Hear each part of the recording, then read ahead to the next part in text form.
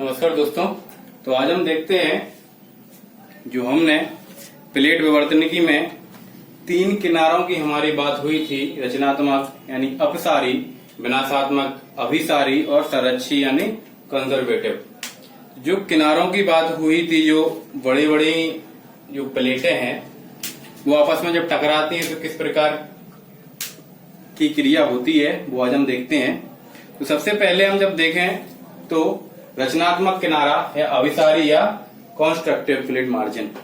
रचनात्मक किनारा ये है कि जब दो ये प्लेटें हैं ये आपस में क्या दूर जा रही हैं, ये आपस में दूर जा रही हैं, एक दूसरे से दूर जा रही हैं। तो ये भूपर पट्टी की जो ऊपरी परत है, वो जो प्लेटें हैं वो काय पे तैर रही हैं, स्टेनोस्फीयर पे। मतलब जो दुर्बलता मंडल है, जो गर्म लावा का तरल रूप में पाया जाता है पृथ्वी में, स्टेनोस्फीयर, इस पर ये तैर रही हैं।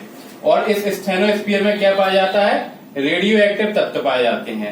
जब ये रेडियो एक्टिव तत्व बहुत ज्यादा गर्म हो जाते हैं और इनका तापमान कितना 1200 डिग्री सेल्सियस हो जाता है, तो उस क्षेत्र को क्या बोलते हैं, हॉटस्पॉट। उस क्षेत्र को क्या बोलते हैं, हॉटस्पॉट। और जब हॉटस्पॉट से यहां से संवहन तरंगें ऊपर की ओर चलती हैं, तो उन संवहन तरंगों को जो करंट होता है उनमें, उन्हें बोलते हैं प्लूम। तो जब ये ऊपर जाती हैं तो काय का निर्माण होता है, मैग्मा चैम्बर का निर्माण होता है। यानी कि लावा का पृथ्वी की ऊपरी पृष्ठ तक पहुंचने की क्रिया कहलाती है ज्वालामुखी। तो हम कह सकते हैं कि ज्वालामुखी यहां से शुरुआत होती है ज्वालामुखी की। तो जब ये किनारे, जब मान लो कोई एक प्लेट थी और ये बीच में से टूट गई और इस तरीके से हो गई, तो बीच का एक दरार बन गई, तो नीचे जो दुर्बलता मंडल था ये कहां भागेगा, ऊपर की ओर भागेगा। तो जब ये ऊपर की ओर भागा, ये यहां से ऊपर की ओर जब जा रहा है लावा ये, तो ऊपर जब ये प्लेट थी टूटी, तो यहां कहीं ना कहीं क्या होगा, पानी भी होगा। पानी होगा तो पानी जब ये टूट गई तो पानी कहां जाएगा, नीचे की ओर। तो लावा ऊपर की ओर जा रहा है और पानी कहां जा रहा है, नीचे की ओर आ रहा है। तो गर्म और ठंडे की जंग में कौन जीत जाएगा, ठंडा यानी वाटर जीत जाएगा। तो क्या होगा कि ये जो लावा ऊपर जा रहा था ये बीच में ही फंसकर रह जाएगा, पृथ्वी के ऊपर भाग पर नहीं पहुंच पाएगा, एक केस में। दूसरे केस में जब पानी, जब जहां से जो फटी है, जो चट्टान एक दूसरे से अलग हुई है, वहां अगर पानी नहीं है तो ये लावा कहां पहुंचेगा, ऊपर, और ऊपर छा जाएगा। ओके, तो काय का निर्माण होगा, सतह का निर्माण होगा। मतलब हो सकता है पर्वत का भी निर्माण हो जाए, भूपर पट्टी, मतलब भूपर पट्टी में का निर्माण होगा, ऊपरी भाग में विस्तार होगा। तो ये दो बातें निकल के आती हैं। तो वही है कि समुद्र नितल प्रसारण, मतलब सी फ्लोर स्प्रेडिंग, इससे क्या होगा, पानी यानी कि महासागरों का निर्माण हो जाएगा। ठीक है, और भूपर पट्टी का निर्माण होगा। इस वाली क्रिया से क्या का निर्माण होगा, भूपर पट्टी का निर्माण होगा। और मध्य रिज का निर्माण होगा, यानी कटकों का निर्माण होगा। रिज जिसे बोलते हैं, जब आप फिर अटलांटिक महासागर में जाएंगे तो अटलांटिक महासागर में मध्य अटलांटिक कटक है, वो इसी प्रकार का उदाहरण है। ठीक है, तो हमने अपसारी रचनात्मक जो रचना हो रही है यहां से, एक तो समुद्र की रचना हो रही है और दूसरी इस वाली से भूपर पट्टी का निर्माण हो रहा है। तो रचनात्मक स्पष्ट हो गया कि रचनात्मक हो गया। ठीक है, अभिसारी का है कि ये जो प्लेटें हैं ये ऊपरमुखी स्तंभों के ऊपर होते, मतलब जो संवहन तरंगे हैं इनकी वो ऊपरमुखी स्तंभों के ऊपर होते, मतलब ऊपर की ओर जाती हैं। और जो तीसरी बात है कि जो मैग्मा जो ऊपर पहुंच जाता है तो ठंडा होकर भूपर पट्टी का निर्माण हो जाता है। तो तीन बातें, कंजर्वेटिव के रचनात्मक या अपसारी किनारा जो प्लेट है, अपसारी प्लेट है, उससे निकल के आती हैं तीन बातें जो हमें ध्यान रखनी पड़ेंगी। दूसरी जो प्लेट निकल के आती है वो है अभिसारी प्लेट या डिस्ट्रक्टिव मार्जिन या विनाशात्मक किनारा। विनाशात्मक मतलब जहां प्लेट का विनाश हो रहा हो, निर्माण नहीं हो रहा हो। तो ये कैसे होता है, जब ये दो प्लेटें इस रचनात्मक में जब अलग हुई, जब अलग, प्रकृति का नियम है कि प्रत्येक क्रिया के विपरीत प्रतिक्रिया, न्यूटन थर्ड लॉ जो कहा जाता है कि यहां जब अलग हुई तो कहीं ना कहीं इनका मिलन भी होगा। तो इसी प्रकार से जब ये मिलती हैं तो विनाश करती हैं। जैसे देखते हैं हम कि ये दो प्लेटें हैं, तो इनमें से हम देखेंगे कि एक का घनत्व ज्यादा होगा और एक का घनत्व कम होगा, मतलब एक ज्यादा भारी होगी, दूसरी कम भारी होगी। नीचे काय पे तैर रही है ये, दुर्बलता मंडल पे, मतलब स्टेनोस्फीयर पे गर्म जो है उस पर तैर रही हैं। जब ये आपस में मिलेंगी तो जो भारी होगी, जो अधिक घनत्व वाली होगी वो कहां चली जाएगी, नीचे धस जाएगी। जो कम घनत्व वाली होगी वो उस पर ऊपर चढ़ा जाएगी। उदाहरण के लिए हम मान लें कि किसी परत पर हम यानी पानी पे रुई तैरा दें, ठीक है, रुई तैरा दें और उस साइड से हम एक प्लास्टिक का टुकड़ा डाल दें, तो दोनों का जब हम घर्षण कराएंगे तो रुई प्लास्टिक के ऊपर चढ़ जाएगी। वही सेम सिद्धांत है कि अधिक घनत्व वाला होगा वो नीचे चला जाएगा और कम घनत्व वाला ऊपर उठ जाएगा। तो क्या होगा कि जब ये प्लेट नीचे धस गई, ठीक है, ये कहां धस रही, नीचे धस रही, तो जो दुर्बलता मंडल था ये बहुत गर्म था, तो इसने क्या किया, इस प्लेट को गला दिया। क्या कर दिया, इस प्लेट को गला दिया, मतलब लिक्विड फॉर्म में कर दिया, ठोस से।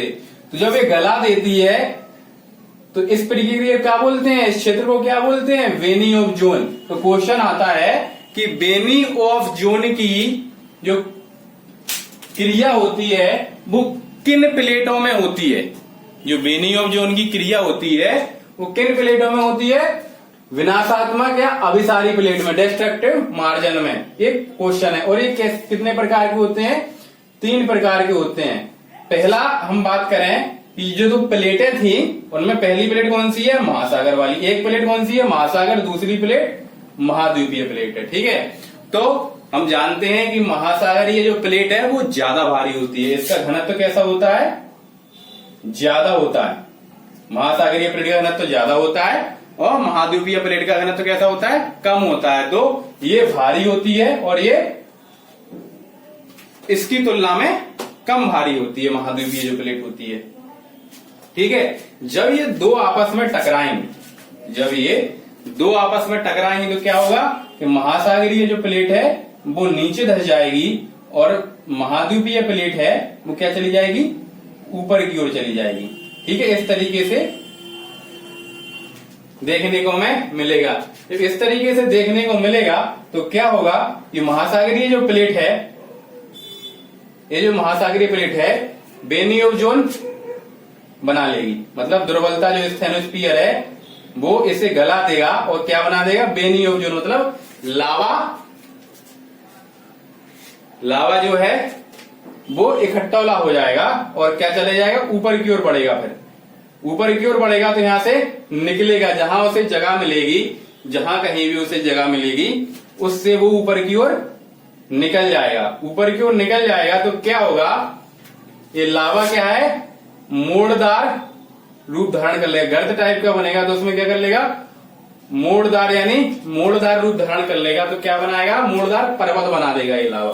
तो जब महासागरीय और महाद्वीपीय प्लेटों का अभिसरण होता है, जब दोनों आपस में टकराती हैं तो मोड़दार यानी मोड़दार पर्वत बनते हैं, जिन्हें हम बलद पर्वत बोलते हैं। और ज्वालामुखी पर्वतों पर क्या होता है, ज्वालामुखी की क्रिया यहां से शुरू हो जाती है, क्योंकि बोन ऑफ जोन बन रहा है, वेनी ऑफ जोन बन रहा है, लावा का निर्माण हो रहा है। एक जो महासागरीय प्लेट है वह घिस जा रही है और लावा के रूप में परिवर्तित हो जा रही है, और वह लावा क्या है, ज्वालामुखी के रूप में बाहर निकलता है। तो कोटापेक्सी और चिम्बराजो जो हैं वो इसी क्रिया विधि के बाद उत्पन्न हुए। दूसरे प्लेटों की हम बात करें, अगर दोनों प्लेटें जो हैं विनाश वाली महासागरीय हो, दोनों महासागरीय हो, तो इनमें अपेक्षाकृत जो ज्यादा भारी होगी, ठीक है, जो ज्यादा भारी होगी उसका भी हल क्या होगा, वो नीचे धस जाएगी और एक ऊपर हो जाएगी।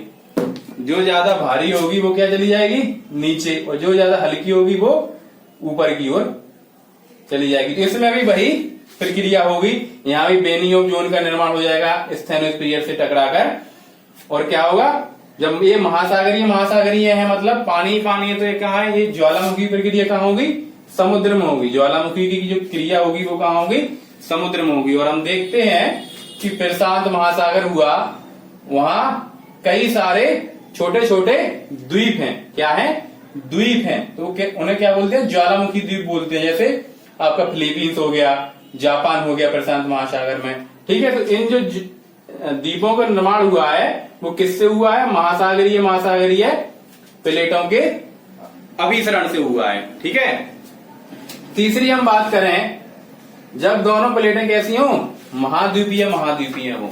जब महाद्वीपीय होंगी तो इनमें क्या होगा, अधिकतर ये क्या है कि हल्की रहती हैं दोनों प्लेटें।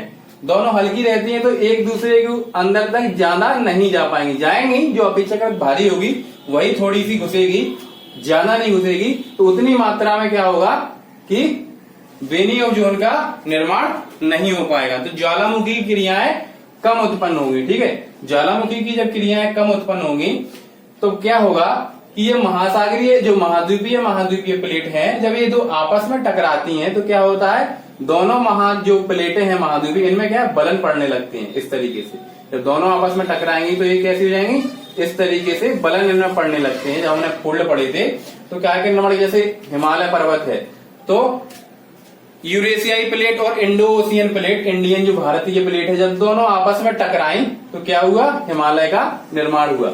ठीक है, तो हिमालय का निर्माण कैसे हुआ, महाद्वीपीय प्लेटों के अभिसरण से। तीसरी प्लेट पढ़े हम, जो तीसरा किनारा था हमारा, संरक्षी किनारा था। ठीक है, इसमें क्या होता है कि दोनों प्लेटें हैं वो समानांतर रूप में गति करती हैं, मतलब क्षैतिज लंबवत रूप में गति करती हैं, आपस में टकराती नहीं, घर्षण करती हुई निकल जाती हैं। इस तरीके से ऊपर की ओर नीचे की ओर घर्षण करती हुई निकल जाती हैं, मतलब कि दुर्बलता मंडल में के ऊपर ही तैरती रहती हैं। दुर्बलता मंडल के ऊपर ही इस तरीके से तैरती रहती है, नीचे दुर्बलता मंडल है, दुर्बलता मंडल में अंदर नहीं धंसती हैं, तो बेनी ऑफ जोन का निर्माण यहाँ नहीं हो पाता है। ठीक है, तो इसके उदाहरण हम देखें तो सैन एंड्रियास जो उत्तरी अमेरिका में कैलिफोर्निया है, वहां की जो सैन एंड्रियास घाटी है वो इसका उदाहरण है। और हम बात करें अफ्रीका महाद्वीप और यूरोप महाद्वीप के बीच में जो भूमध्य सागर है वो भी इसी का उदाहरण है। तो ये हमें याद रखना है कि संरक्षी किनारे के द्वारा जो पूछा जाता है तो भूमध्य सागर का निर्माण हुआ है वो प्लेट विवर्तनिकी में किस किनारे का उदाहरण है, तो संरक्षी किनारे का उदाहरण है, और सैन एंड्रियास कैलिफोर्निया में है जो। ठीक है, इस तरीके से हमने देखा कि कॉन्स्ट्रक्टिव प्लेट मार्जिन रचनात्मक, इसमें रचना हो रही थी क्योंकि जो मैग्मा था वो आपस में किनारों, ये जो सीमाएं थी इनके किनारों पर जुड़ जा रहा था मैग्मा, ऊपर पानी भर जा रहा था, ऊपर मैग्मा नहीं आता है तो इनमें जुड़ जा रहा था, तो क्या इनका क्षेत्र में निर्माण हो रहा था। तो ये इसमें क्या होता है कि प्रसार होता है, मतलब जो भूपरपटी होती है उसमें क्या होता है, विस्तार होता है। इस तरीके दूसरी वाली हमने क्रियाविधि देखी थी तो उसमें भूपरपटी जब पानी नहीं था तो मैग्मा ऊपर चला जा रहा था और क्रस्ट का निर्माण कर ले रहा था। जो मैग्मा जाता तो बेसाल्ट में परिवर्तित हो जाता है। जो हमने प्लेटें देखी थी आग्नेय चट्टान उसमें देखा था हमने। तो इसमें क्या है, समुद्र का भी निर्माण हो जाता है और कटकों का भी निर्माण हो जाता है रचनात्मक किनारे में। दूसरा हमने देखा अभिसारी या विनाशात्मक, इसमें क्या होता है कि एक दूसरे के ऊपर चढ़ जाती हैं और सबसे ज्यादा क्वेश्चन पूछा जाता है वो ये पूछा जाता है वेनी ऑफ जोन का, कि वेनी ऑफ जोन किस किनारे में यानी किस प्रकार की प्लेटों में बनती है, तो अभिसारी प्लेटों में बनती है, विनाशात्मक किनारा होता है। ठीक है, क्योंकि भारी वाली नीचे चली जाएगी और हल्की वाली ऊपर चढ़ जाएगी, तो जहां जो दुर्बलता मंडल यानी कि गर्म लावा था वो इसको गला देगा। ठीक है, क्या कर देगा, गला देगा। तो उसे जो गलाते हैं उस क्षेत्र को क्या बोल देते हैं, गलाने के बाद बेनी ऑफ जोन बोलते हैं उस क्षेत्र को। ठीक है, तो इसमें क्या थे, 3 भाग थे। ये प्लेट है महासागरीय हो तो क्या होगा कि समुद्र में कई प्रकार के द्वीप जो हो जाते हैं वो इन्हीं का उदाहरण महासागरीय का। और महासागरीय और महाद्वीप में क्या होता है कि मोड़दार पर्वत हो जाते हैं, ज्वालामुखी फटते रहते हैं। ठीक है, और महाद्वीप में क्या होता है कि बेनी ऑफ जोन का निर्माण ना के बराबर होता है, कम होता है लेकिन बहुत कम होता है। इसलिए क्या है कि चट्टानों में बलन पड़ जाता है और बलन पर्वतों का निर्माण होता है जैसे हिमालय। ठीक है, इस प्रकार से हमने तीनों किनारे देखे। नमस्कार।